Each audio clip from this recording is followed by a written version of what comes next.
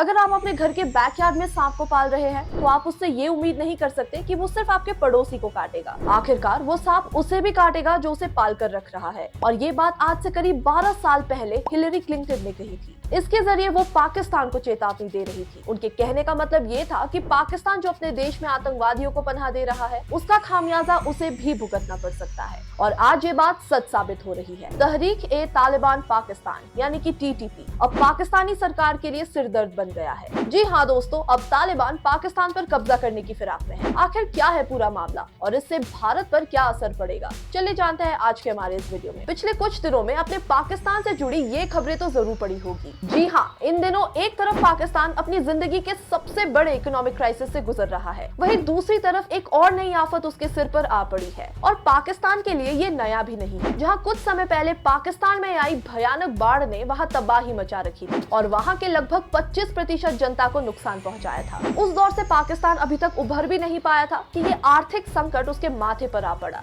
और अब पाकिस्तान में इन सब चीजों को और बदतर बना दिया है पाकिस्तान और तालिबान के बीच चल रहे संघर्ष ने। जहाँ कुछ समय पहले पाकिस्तान की राजधानी इस्लामाबाद को हाई अलर्ट पर रखा गया था, वहीं कुछ दिन पहले ही पाकिस्तान के पेशावर में मौजूद मस्जिद में हुआ हमला पाकिस्तान और तालिबान के बीच चल रहे संघर्ष का गवाह बना है। तालिबान के एक सुसाइड बॉम्बर ने 30 जनवरी को पेशावर की मस्जिद में खुद को उड़ा दिया। उस समय मस्जिद में दोपहर की नमाज अदा की जा रही थी। इस हमले में 101 लोगों की मौत हो गई थी और 200 से ज्यादा लोग घायल हुए थे। मारे गए ज्यादातर लोगों में सिक्योरिटी पर्सनल ही थे और इस हमले की जिम्मेदारी तालिबान ने ली। वहीं कुछ समय पहले ही इस्लामाबाद के सेक्टर I-10 में एक पुलिस चेक पोस्ट पर आत्मघाती हमला यानी कि इसी तरह का सुसाइड अटैक हुआ था। इस हमले में एक पुलिस ऑफिसर की जान चली गई थी और कई पुलिस वाले घायल हो गए थे। और इस तरह पाकिस्तान अब तो यहाँ की आर्थिक तंगी के साथ साथ कुछ दिनों से लगातार इसी तरीके के हमले को झेल रहा है। लेकिन आखिर क्यों तालिबानी पाकिस्तान के पीछे पड़े हैं? क्या है आखिर तालिबानी और पाकिस्तानियों के बीच ये विवाद? इसे जानने से पहले जानते हैं आखिर कौन है ये तालिबानी संगठन जो कि पाकिस्तान के लिए एक बड़ा सिरदर्द बन गया है। टीटीपी यानी कि तहरीक-ए-तालिबान पाकिस्तान, वो पाकिस्तान में अपने ही सरकार के खिलाफ लड़ने वाला एक बहुत बड़ा आतंकवादी संगठन है। दरअसल आतंकवाद की फैक्ट्री कहे जाने वाले पाकिस्तान में अब तक जितने भी आतंकी संगठन हैं, उनमें तहरीक-ए-तालिबान पाकिस्तान को सबसे खतरनाक माना जाता है। आप सभी को मलाला यूसुफजई तो याद ही होगी, जिसने पाकिस्तान में लड़कियों के एजुकेशन पर जोर दिया था और उस दौरान उसे गोली मारकर घायल कर दिया गया था। जी हाँ,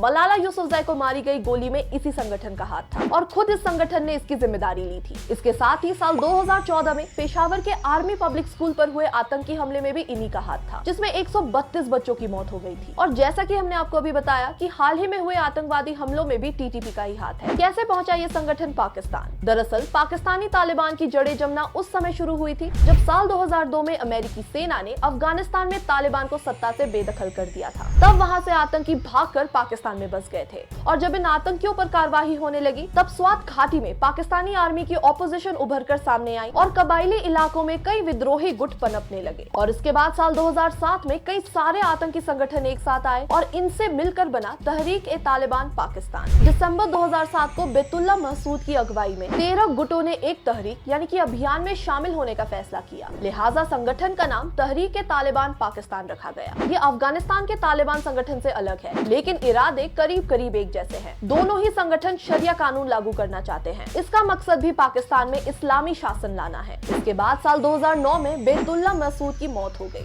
उसके बाद इस संगठन के कई लीडर बने, लेकिन इस दौरान पाकिस्तानी मिलिट्री एक्शन, अमेरिकी ड्रोन युद्ध और इस इलाके में अन्य गुटों की घुसपैठ ने मिलकर 2014 से 2018 तक टीटीपी के आतंक को लगभग खत्म कर दिया था। लेकिन फरवरी 2020 में अफगान, तालिबान और अमेरिकन सरकार द्वारा शांति समझौते यानी कि पीस डील साइन किए जाने के बाद ये उग्रवादी समूह इस क्षेत्र में फिर से एक्टिव होने लगा। जुलाई 2020 के बाद से 10 उग्रवादी समूह लगातार पाकिस्तानी सरकार का विद्रोह कर रही है। वो तहरीक-ए-तालिबान में शामिल हो गए। इनमें अलकायदा के 3 पाकिस्तानी गुट भी शामिल है जो साल 2014 में टीटीपी से अलग हो गए थे। इन सब के बाद टीटीपी और मजबूत हुआ और हिंसक भी। ये हिंसक सिलसिला अगस्त 2021 में काबुल में अफगान तालिबान सरकार बनने के बाद और तेज हो गया और अब ये संगठन अफगानिस्तान तालिबानियों के साथ मिलकर पाकिस्तान और तालिबान में चल रहे पुराने विवाद को लेकर और हिंसक हो रहा है। क्या है आखिर ये पाकिस्तान और अफगानिस्तान का विवाद? दरअसल दोनों देशों में ये विवाद एक भौगोलिक सीमा को लेकर है। पाकिस्तान और अफगानिस्तान एक सीमा ड्यूरैंड लाइन के जरिए अलग होते हैं। ये 2640 किलोमीटर यानी कि 1640 मील की सीमा है। आपको बता दें कि ड्यूरैंड रेखा को 1893 में हिंद कोश क्षेत्र में स्थापित किया गया था। यह 1893 में British civil servant sir Henry Mortimer Durand और उस समय के अफगान शासक अमीर अब्दुल रहमान के बीच ड्यूरेंट रेखा के रूप में एक अग्रीमेंट साइन किया था। 1947 में आजादी के बाद पाकिस्तान को ड्यूरेंट रेखा विरासत में मिली थी, जो पाकिस्तान को अफगानिस्तान से अलग करती थी। इस दौरान सबसे ज्यादा मुश्किल आई पश्तून लोगों को, जो अफगानिस्तान से सटी सीमा पर रहते थे। उनके साथ दिक्कत ये थी कि ड्यूरेंट लाइन खींचे जाने के वक्त ही उनके परिवार कुछ इस तरह बढ़ गए कि कुछ लोग अफगानिस्तान चले गए तो कुछ पाकिस्तान में रह गए। इस वजह से अफगानिस्तान ने इस लाइन को मानने से इनकार कर दिया। जून 1950 में ब्रिटेन की ओर से साफ कर दिया गया कि पाकिस्तान और अफगानिस्तान के बीच की लाइन ड्यूरेंट को ही माना जाएगा। इस तरह ये मुद्दा कभी भी नहीं सुलझा। बीच बीच में पाकिस्तान और अफगानिस्तान इस मुद्दे पर भिड़ते रहे। फिर 1976 में अफगानिस्तान के शासक सरदार मोहम्मद दाऊद खान पाकिस्तान की राजधानी इस्लामाबाद के दौर पर गए और वहां जाकर उन्होंने इस ड्यूरेंट लाइन को मान्यता दे दी। और ऐसा करते ही दोनों देशों के बीच दोस्ती हो गई। और ये दोस्ती इतनी गहरी हुई कि जब सोवियत संघ ने अफगानिस्तान में अपनी सेना भेजी तो सोवियत सेनाओं से लड़ने के लिए पाकिस्तान आगे आया था। और इसी तरह अफगानिस्तान भी भारत के खिलाफ पाकिस्तान की मदद करने आगे आया। अब तक दोनों देशों में सब ठीक था, लेकिन जब 1996 में अफगानिस्तान पर तालिबान का कब्जा हुआ तो तालिबान ने फिर से ड्यूरेंट लाइन का विरोध कर लिया। तालिबान का कहना था कि दो इस्लामिक देशों के बीच किसी सीमा रेखा की जरूरत नहीं है। जो मामला 20 सालों से शांत था वो अचानक से फिर से तुल पकड़ने लगा। इतना ही नहीं, जब अमेरिका ने अफगानिस्तान को तालिबान के कब्जे से छुड़ाया और हामिद करजाई को नया राष्ट्रपति बनाया तो हामिद करजाई ने भी इस ड्यूरेंट लाइन को मानने से इनकार कर दिया, क्योंकि हामिद करजाई खुद भी एक पश्तून है। आपको बता दें कि अगर दुनिया में सबसे खतरनाक जगहों की लिस्ट बनाई जाती है तो अफगानिस्तान और पाकिस्तान के बीच खींची गई ये ड्यूरेंट लाइन उस लिस्ट का हमेशा ही हिस्सा होती है, क्योंकि यहाँ कब क्या हो जाए, कब बम धमाके शुरू हो जाए, कब गोलीबारी होने लगे, किसी को नहीं पता। ड्यूरेंट लाइन के करीब रहने वालों की ये किस्मत है कि उन्हें हमेशा ही खौफ के साथ जीना हो।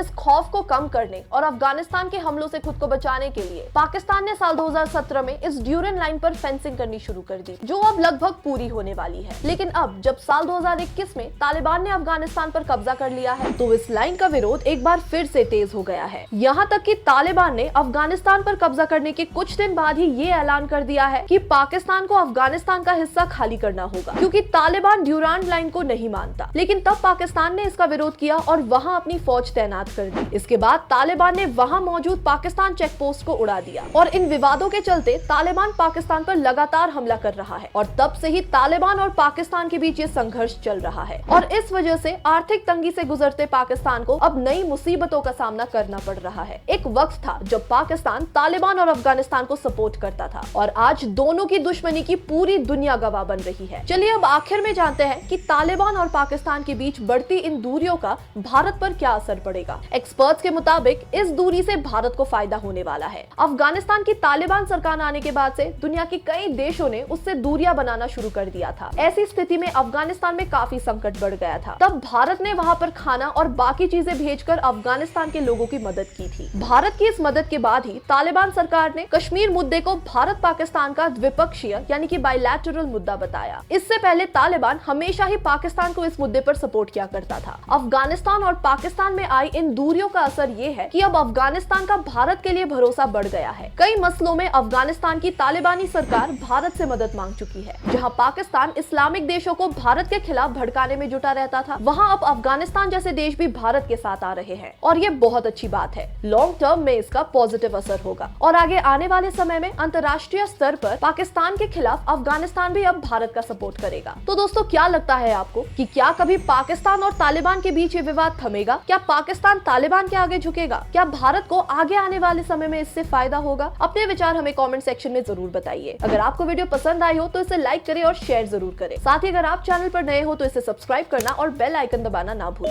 धन्यवाद।